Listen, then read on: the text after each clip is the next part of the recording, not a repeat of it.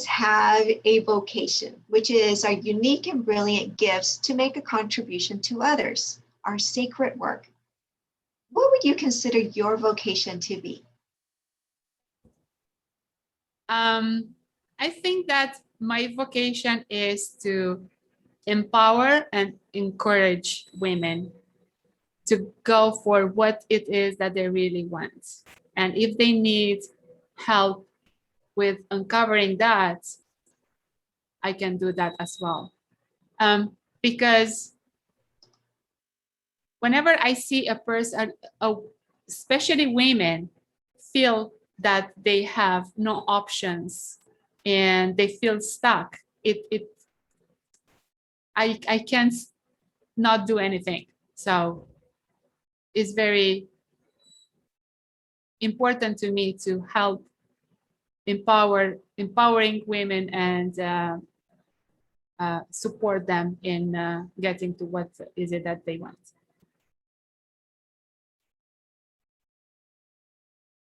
Sorry. Oh, that's great. So empowering women is what you consider your vocation to be? Yes, empowering and encouraging. And encouraging, of course. Wonderful. So all of us also have a individualism, what I call our special fairy dust that we add to everything we do. What is your special fairy dust?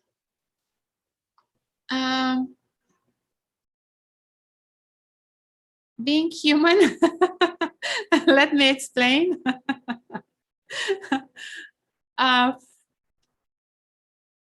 When I was working at the office, and many of our female clients would come to the office and they would give me a hug instead of handshake. I was working in a legal office. Usually don't hug people when you go to see your lawyer or his assistant. Because behind everything, there is a human being. And the connection that you are building behind the being professional is the most important. It helps them go through the process easier. It makes them feel connected and taken care of, regardless of the outcome. Even if the outcome is not what they hoped for, they know that there is a human that helps, not a clerk. They are not a number for you.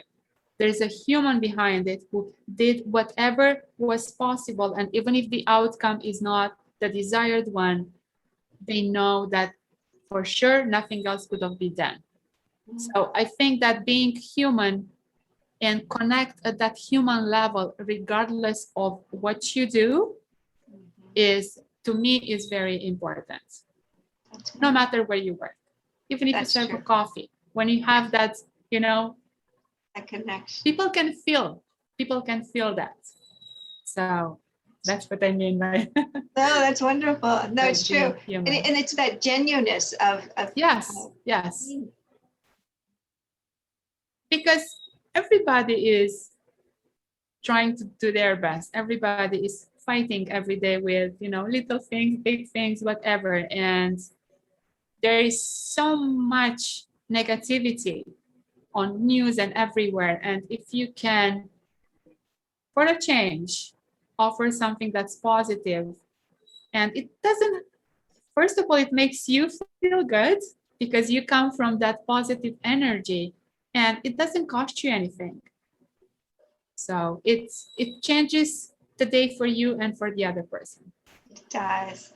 That is, and it just makes it so, especially if you're in a field where, like you said, maybe there isn't that much camaraderie, or maybe there's not so much that human connection, but to have someone who is, and it just makes it feel so much more special to have someone who is that way. Do you believe it's important to have a higher purpose to have a successful career?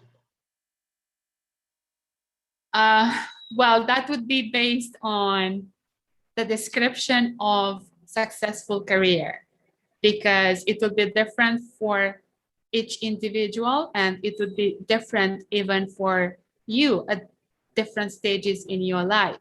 So I can answer for me, for right now.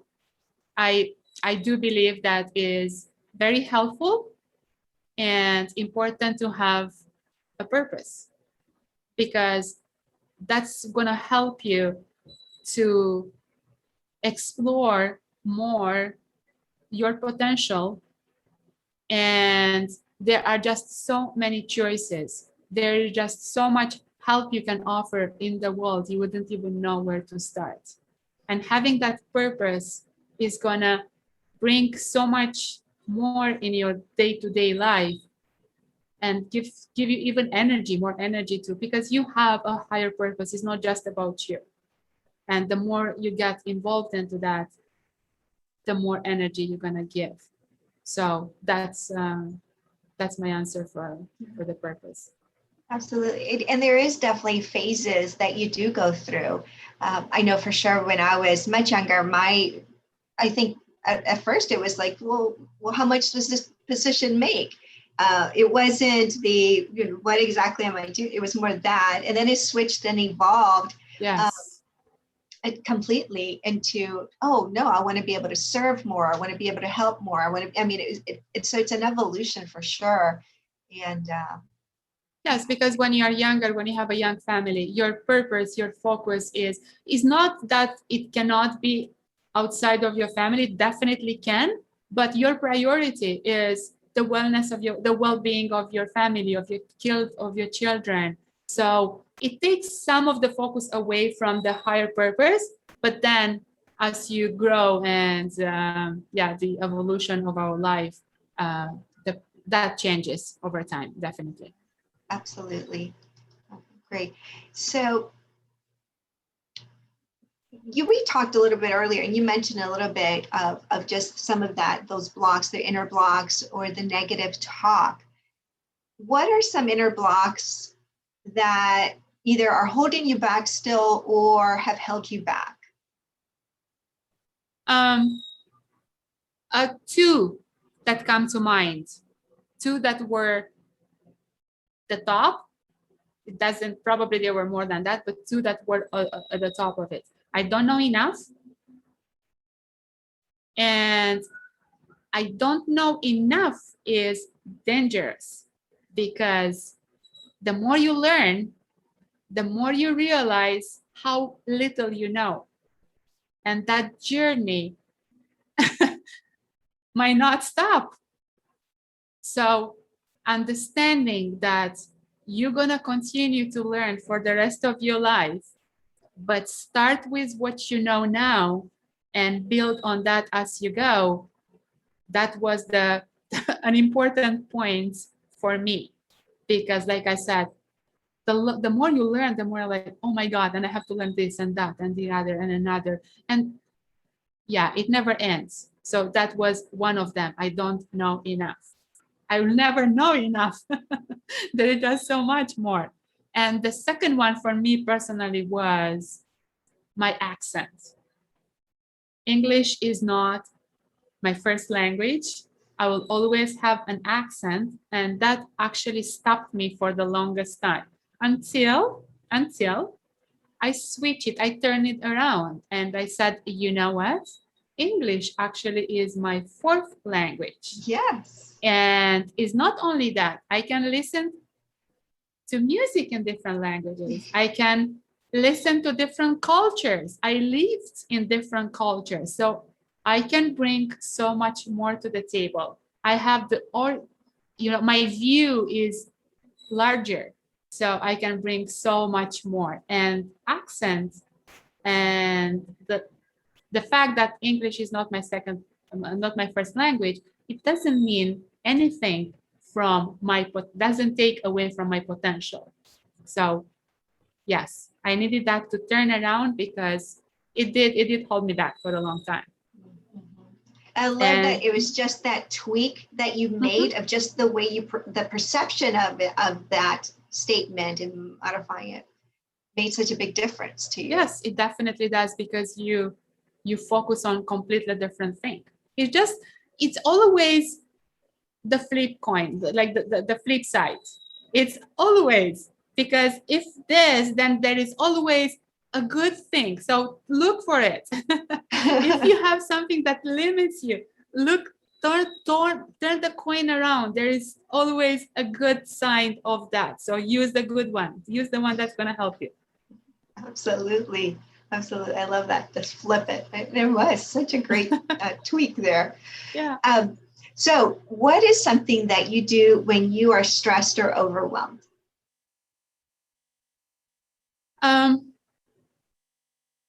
I started working on that a while back. And first of all is learning to say no. It was so hard for me to say no. So hard. So learning to say no, it's a big start. Besides that, you're not going to ever eliminate the whole overwhelm and stress. So whenever I feel that I am overwhelmed, I can't properly function, I either take break. Nature is one of my favorites. Oh, it's my happy same. place. Yes, My absolutely. happy place. My son has a dog. So doggies are the best again. Animals. And in general, just taking a break, understanding that keeping myself in that overwhelm is not going to solve the solution.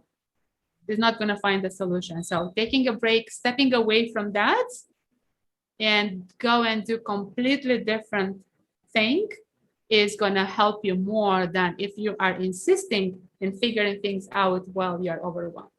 Yes, absolutely. So that's what I do. Great.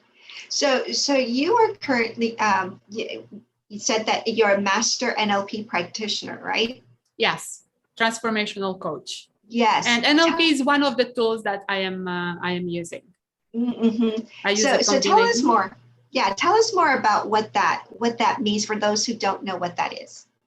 NLP is neuro-linguistic programming. So we have an internal strategy for everything that we do.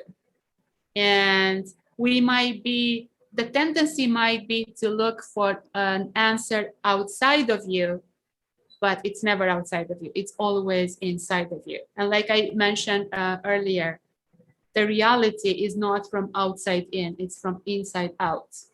So that's how, if you want to change anything, you start from inside.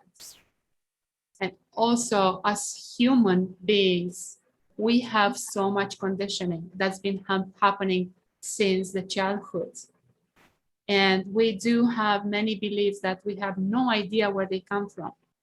Many times we are not even aware that we have them. So based on each situation, I use different tools of NLP, and my own experience and seeing from other people from my life, and I just use a combination of tools to help based on the situation that person is. And also right now I am studying hypnosis. NLP and hypnosis, they go hand in hand. So I always wanted to do the hypnosis course as well. And mindfulness, which is, again, a combination. But all these are just tools. So you use different tools, some exercises are simple, some exercises take a little bit longer, but they are just tools that I'm using in my practice. Great. So what would you tell someone who is considering or kind of on the fence and maybe deciding, do I want to have a coach or do I want to do something else? Like, why should they consider hiring a coach for themselves? First of all, we all have blind sides. We don't know what we don't know, what we don't see. So a different perspective, because if you are in a situation and you can't figure it out, thinking at the same level with the same thoughts that you've been thinking for the last, I don't know how long, it's not going to bring you a new answer. You have to take yourself out of that and see a different perspective. That's the only way to get out of that. And that's not going to be happening with nothing changed. Sometimes we beat ourselves up because we want, with the same mind that we had yesterday and day before, the thoughts and our habits that brought us to where we are, with the same things, we want to create something new. That's not going to happen. What brought us here is going to keep us here. To move somewhere else, something has to change. And usually it's harder to see on your own. You will figure it out eventually, but a coach is going to help you to see that way faster and therefore get to your result, to your goal way faster, instead of you wasting that time and trying to figure out on your own. Absolutely. Yes. I know that for a while I had I had done coaching on my own or had been doing it through work. And, but to get a coach was one of those things that I was like, no, I'm fine. I don't need that, until I finally did get one. And it was so great. And you're right. It takes you quicker from one place to where you are trying to get to so much faster than if you're trying to do it on your own. And because again, you're sometimes dealing with all that negative self-talk.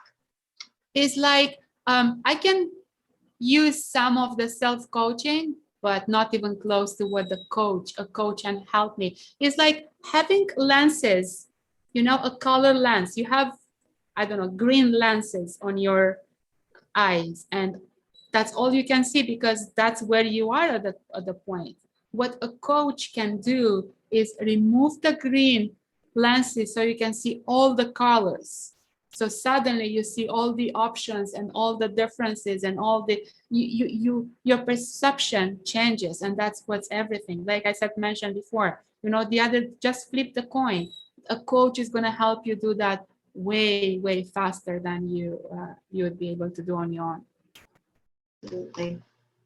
Absolutely. So what is something that you were told that you believed and it had a profound impact on you, but it was not true?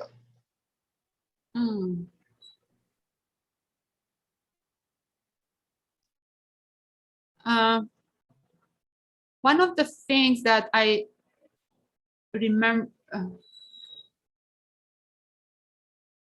when I came to Canada, it was me and my son.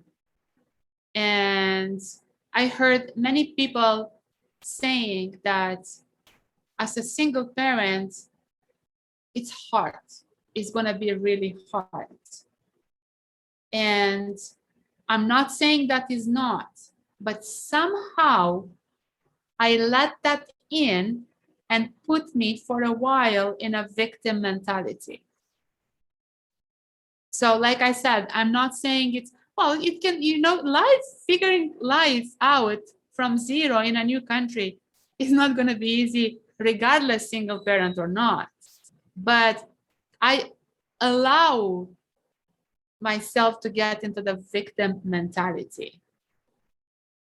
And it's not about that. It's about seeing the options that you have, evaluate your options better, and set the goals not based on that, not based on others people's beliefs, but based on what you really want. So that was one thing that I'm not blaming anyone. It was my misunderstanding and my fault, kind of.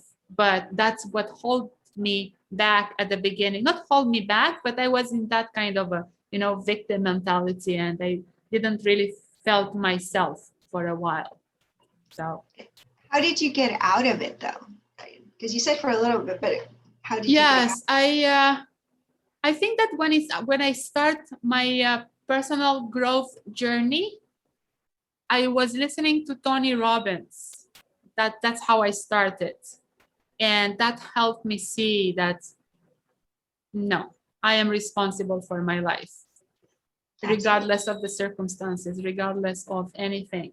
There are people who, and I knew that, like I went through that myself. You forget, you have personal growth and evolution is not like you do it once and it's going to last forever. It's a daily practice. So I had to remind myself of all that again, that I am not a victim of a circumstance. I am the creator of my future, and I can choose what to believe and what not to believe. And yeah, that's how I start coming out of that and take ownership of everything. Absolutely. And it's true. Sometimes you do forget what you learned, and then you just have to relearn it again. And then you're like, oh, yes, I knew this. I knew this. Why am I putting myself through this again? And so sometimes we have to do it again and Yes, fail. and one more thing that really helped me and continues to help me is when we say, I know that. Well, knowing that is not going to change anything. Applying that will. So sometimes I find myself saying, oh, I already know that. Well, if I am listening to it again, it means that I haven't used it. And if I can benefit from it, then apply it. Just knowing it is not going to be enough. So yeah, because you mentioned about just knowing is not enough. It's not gonna create a transformation. Applying it will. Absolutely. Because it is true. Until you put it into practice, then it's just knowledge that you have, but you've not implementing it. Mm-hmm.